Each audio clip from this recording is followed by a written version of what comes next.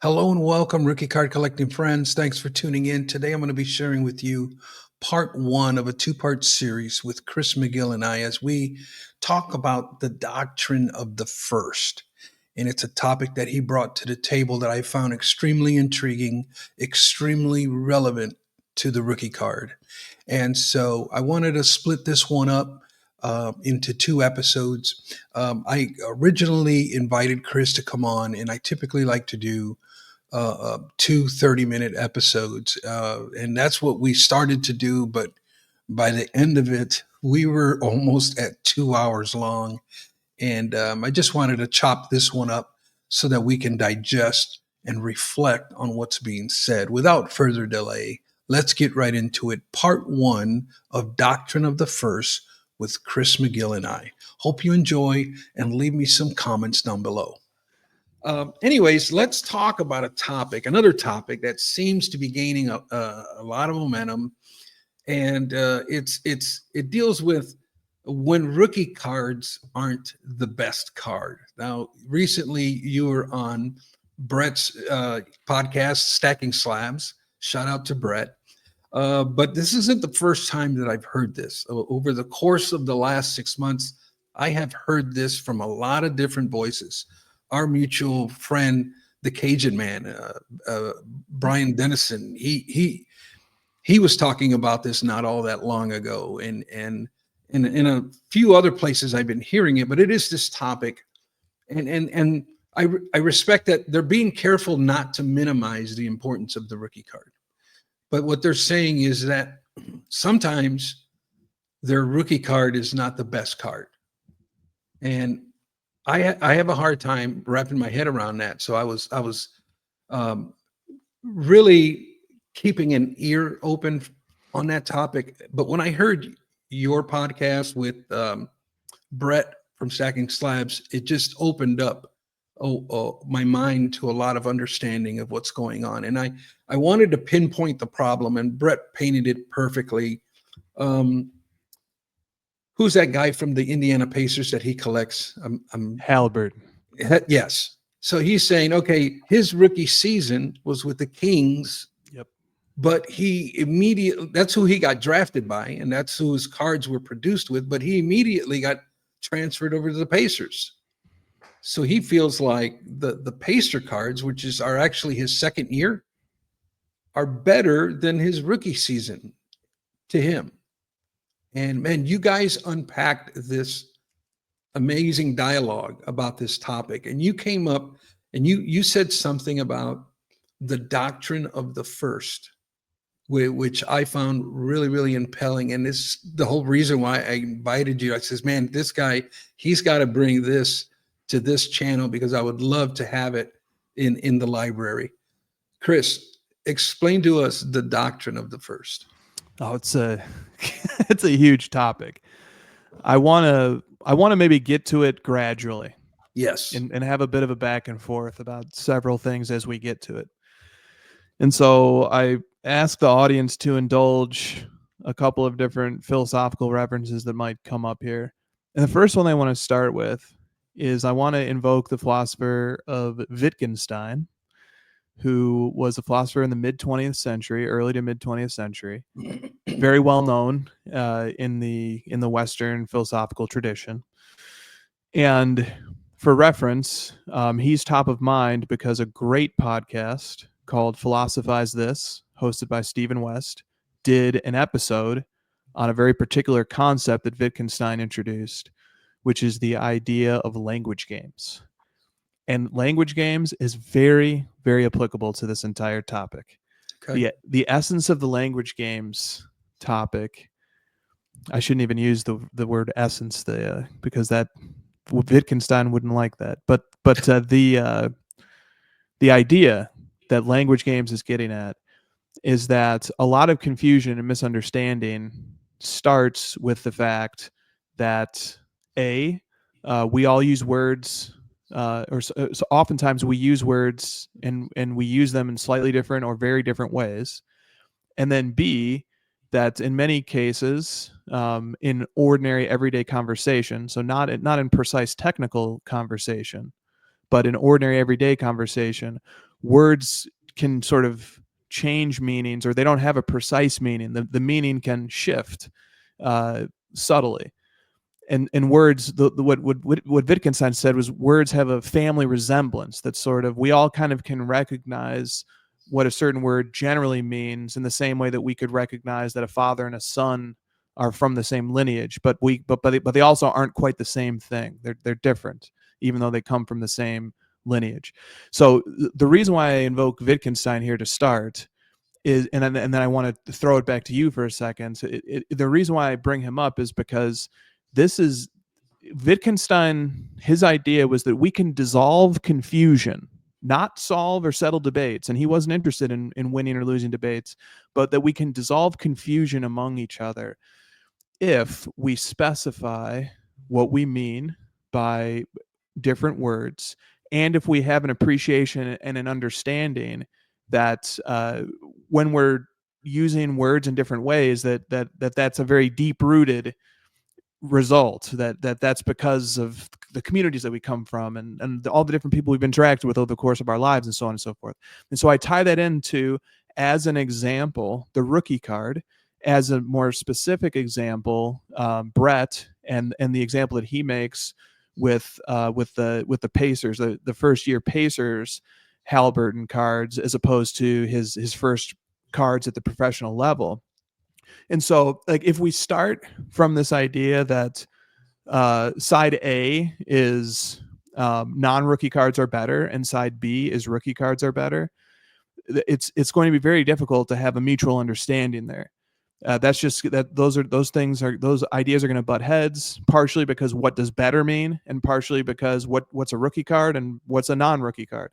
Mm-hmm. But then if we start to peel back the layers and investigate what each person means when they say something, and as you accurately pointed out, Brett is meaning something specific. He's not saying like Halliburton's second year Kings card is better than his first year Kings card for some reason. What he's saying is, for him and his specific situation, Mm-hmm. as a collector who only wants to collect Pacers players because of his background as a team collector, and that's how he approaches all the sports.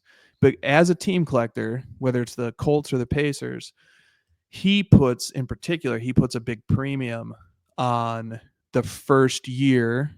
So, which is sort of echoes or brings to mind the rookie concept, but Mm-hmm. the first year Pacers uniform card. So in his mind, he's sort of saying that the rookie card is the best card, but he defines rookie card differently. For him, the Halliburton rookie card is the card that has him in a Pacers uniform, because as from the perspective of a Pacers collector, that is conceivably a rookie card. Now, the other side to that is that that's a very slippery idea of what a rookie card is, or that rookie card means what it means, and that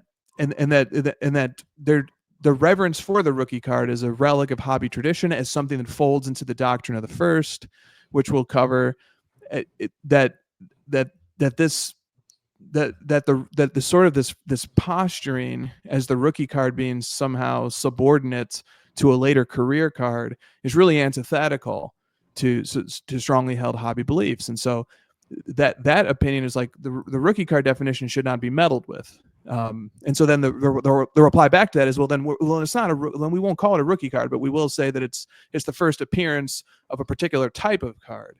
And then that's where a mutual understanding can start to happen, because both sides are interested in a first, but the type of thing that they're interested in, the one side, the rookie card side, is interested in all the professionally licensed cards, a bigger C, and they're focusing on the significance of the first in that context. And then the other side is saying, well, I'm interested in the first, but I'm going to attach some asterisks. I'm interested in the first with the asterisk that it must be in a Pacers uniform. Okay, so let me throw that. I just said a lot of things. Let me throw it back to you, Victor, and see what you think about that. I think it makes sense to me. I understand where he's coming from. The first thing that I would come back with is the first year is the first year. Um, and then I would say that's important to realize and accept. Um, but at the same time, in the system that I use, Chris, I've made um, I've made a path for that type of situation, and that's the type of thing. It's okay to like a player's first card with a different team. It's kind of difficult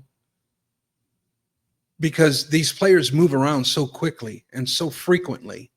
There's probably a lot of first for a lot of different players. They jump around from team to team. Luka, I don't know how are you feeling about Luka and the Lakers, the first Laker? As a Luka fan, I'm very happy to see him on the Lakers. As a Luka collector, I'm not particularly interested in his first Lakers cards, and Okay. that's partially a byproduct of the fact that I'm not a Lakers team collector. So I'm not coming at it from that approach, and I also think there's a risk of there being a more fluff than substance sometimes when it comes to the first new team cards, because Hmm. when LeBron had his first Lakers cards, which overlapped with a massive bubble during the hobby, but there was a time when his first optic hollow in the Lakers uniform and his first prism silver in a Lakers uniform, that those cards were worth thousands and thousands of dollars, and now they're not. There wasn't a lot of staying power to that particular approach. That seemed more of a hype thing that was captivating people in the moment. But I want to make the distinction that that's different from, true team collectors desiring the specific cards of the player in the team uniform. That's a very different thing than sort of investors and speculators Yeah. making a bet that everybody is going to circle around these cards. And you know what? I pick up on this too, Chris, and it may be not the case for Brett, and it may be not the case for you, but I often sense a lot of collectors are always looking for an angle Mm-hmm. to be the first to market, to hype up a certain little nuance that they found so that they can make money. And so we're always looking to twist or the rules just a little bit to kind of make that happen. Yep. And so that's a concern with this concept. But I also, in the system that I use, I have this fourth category that very rarely gets mentioned, but it's there for this specific reason, and that's a post rookie theme. They're cards that were produced after the player's first season that have either a design element or a little like the trophy cup that a lot of the Topps baseball cards have. Those are beloved within the hobby. Or you have an insert that has rookie all over it. It has an element of a rookie design, but it's actually a second year card. And I think I would feel perfectly safe, okay with putting Halliburton's Pacer cards into that same category. Thoughts? I love it. This is the substance of hobby content these days. This particular genre that revolves around how to classify cards. I just think it's the most important content frontier that exists right now. Lines of clarity, Chris. Lines of clarity, exactly, and something that you do a great job of, and frankly a better job than me, is that you have always sought and continue to seek the element of tradition, Mhm. and to sort of preserve it, and to invoke a second philosopher. There's a 18th century philosopher, Burke. And Burke is known. He's famous for the Burkean notion of stability. That Okay. it's always he was always very concerned about too much change too quickly can destabilize everything, and have enormous consequences that were unintended. And I see you as having an appreciation for stability too. And I want to like really kind of go to something that you mentioned, and just like hover on it for a second, which is the idea of sort of rewriting hobby rules, or repositioning or bending hobby rules, or revisionist history when it comes to hobby tradition for the purpose of a short-term gain and then a pivot later.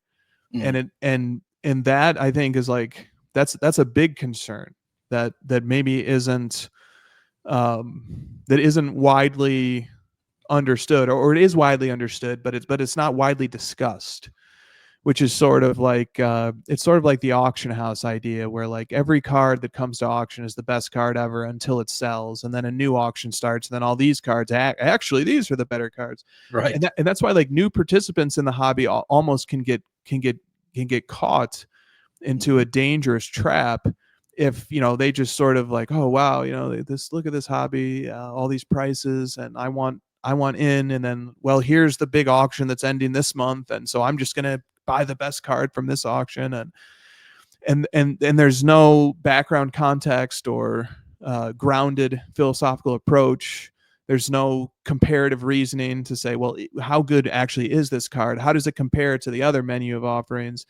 And then once you start asking the question of comparison, that invokes the idea of, well, how are we comparing? And then that invokes the idea of card classification, which is we use the tools of classification and we use the insights of hobby tradition to hopefully place cards in terms of importance relative to each other. And you're you go a little further than me in terms of the potential for there to be a final set of rules. I'm a little bit, and I'm not saying that you say that there are, and you have a very flexible approach. Like, I've seen you sort of modify the rookie card analysis to include phase levels. You know, like this one is four gets 4 stars, this one gets 5, and so on.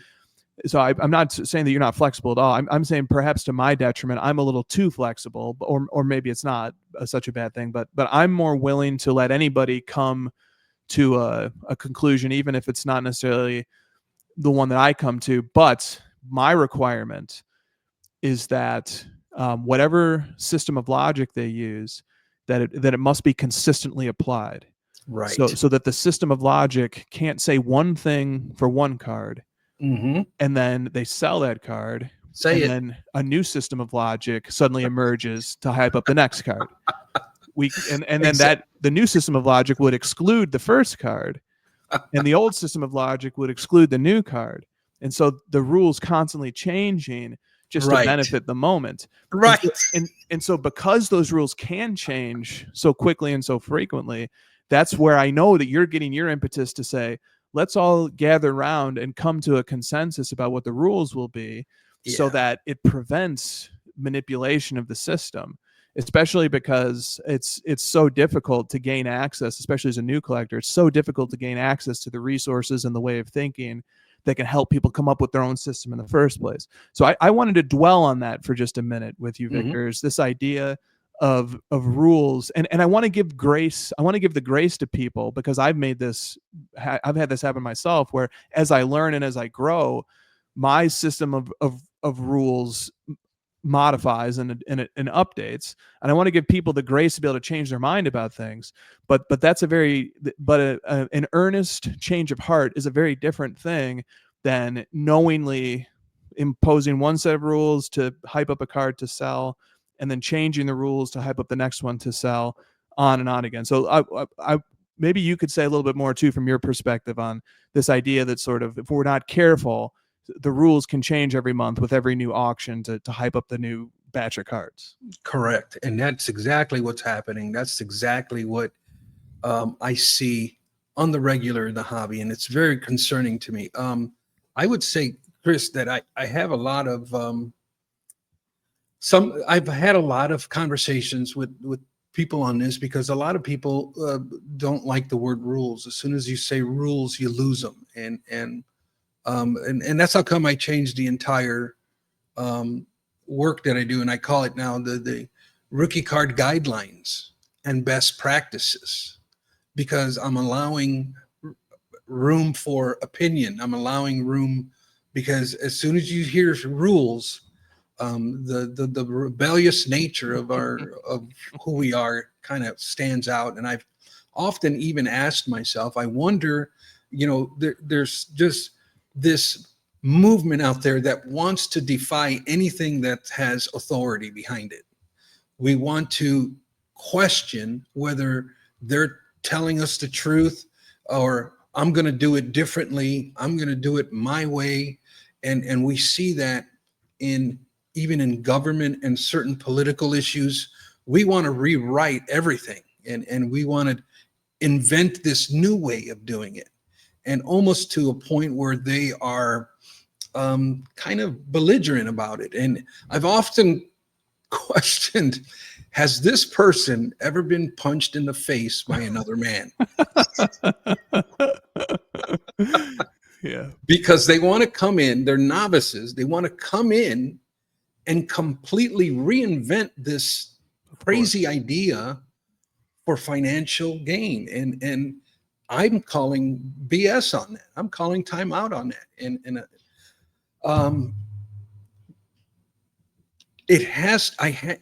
truth transcends from generation to generation. I studied theology, so I try not to go here because I know where it leads. But the element of truth, right, it should be passed on from generation to generation. It should be respected. It should be followed. And the reason why is because it brings clarity. It brings boundaries within our lives that protect us from stupidity. And this is how come I'm so adamant about truth, but at the same time, I'm flexible, Chris, just like you. I understand. Listen, I grew up in the 80s and 90s, and parallels were an absolute no. This is a historical fact that I'm stating, that parallels were never viewed. They were a hindrance because it kind of disrupted the set builders. The set builders did not want to include a parallel to make up their set. They actually wanted the base card. So they were much of a nuisance for many, many years. But I have become flexible enough looking at the hobby, and I say, no, parallels are different now. And I know you and I, we've talked about parallels in past videos, but my point is that I'm flexible enough to see that parallels do matter. And it's very difficult to explain to somebody that a parallel is not a rookie card, especially to a novice.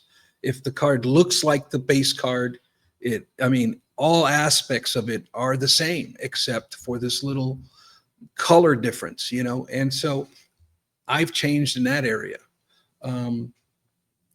But adherence to truth, objective truth, which when I say that, I'm meaning historical facts coupled with historical evidence. And then the legal side of it, when we talk about licensing. I didn't say that rookie cards have to have 2 licenses. The legal authority said it. All I'm doing is saying, hey, this is how it is. This is the legal authority, and I agree with it, and I agree why they made that rule, because it protects us. That's why that rule exists, because back in the mid-2000s, there were some shenanigans going on. And so this is important, and I think we need to pay attention and follow this, because this is accurate. And that's kind of, I don't even know where I'm going with that. I just Well, you went somewhere amazing with it. I wanted to make 4 different replies to that. Okay. Okay. I'll try to keep it really as brief as it possible for me. So on the topic of parallels, I was reading a Beckett magazine, a Beckett basketball magazine from the mid 90s, and there was a letter to the editor, I think several, that were talking about, I think it was either the 96 Topps Chrome refractor or the 93 Finest refractor. And the letter was noting that these refractors are gimmicks, and that they're not consistent with the tradition of how products are built. Right. And I just think look, I love parallels, but I think that's worth thinking about and understanding that. I mean, even the idea of the rookie card, I think I gleaned this from your book, was once sort of a gimmick, so to speak, until it wasn't. But there is something to be said for change, but there's also something to be said for change that's consistent with the spirit of how collecting has always been done. I as an aside, I read such an interesting foreword to Jefferson Burdick's 1946 edition of the American Card Catalog. I posted it to my Twitter yesterday or the day before, and it's just amazing to see that he wrote this in 1946. But so many of the things that he was saying in this foreword about how mail days are like Christmas morning, and how collecting, one of the things that makes it great is the fact that it's challenging and difficult to find things, and how important having a network. I mean, just so many things that have been true from the collector's point of view, being written and said by people that many of us have never encountered, but they are somehow eternal. So somehow, or maybe eternal is too strong, but enduring things that seem to be true. Sort of going to your idea about things that are approaching objective truth, or at least intersubjective truth. Okay, so that's on the parallels. On the rules idea. Mm-hmm. And rules is very provocative. I've used the word rules a few different times on the crossover, and it's gotten great pushback, right? Like it gets really strong pushback, like, Right. And I relate that to the idea that you sort of have about like this tendency to want to defy authority, and I think in the hobby there's a heightened amount of that, because in order to even cross the threshold of becoming a collector of sports cards, for a lot of people that requires a level of open-mindedness that's above the average person. I think the average person is going to look at the activity of collecting sports cards, and they're going to say, this is a little bit weird or whatever. This is unusual. This is not something that I normally see people doing. So in order to get over that first barrier of sort of fear of the unknown, or worried about being seen as a nerd or something, in order to overcome that threshold, people, it selects for people who have a higher level of open-mindedness. And so when you have this biased sample, now this biased population, in the sense it's biased in the sense that it's full of people who are very open-minded, that they're biased. I should use the word skew. This population skews in the direction of people who are very open-minded. As a result, open-minded people are very resistant to rules. Open-minded people want to keep pushing the boundary. They resist the boundary as a rule, as a sort of, as a part of who they are. But I want to push back and say that anytime that there is a revolutionary idea, and revolutionary is strong, we're just collecting cards here, but anytime that there's a paradigm altering idea, or there's an idea that really challenges people's core assumptions and approaches, it's going to get great pushback. But the pushback sometimes can be an indicator that the right button has been pushed, and that there just needs to be phases. That first there's great outcry, and at first there's ridicule and anger and outrage, but then there is acceptance eventually down the path. There's some quote from some political writer or some political branch of thinking, sort of says, first they laugh at you, then they mock you, then they hate you, and then you win.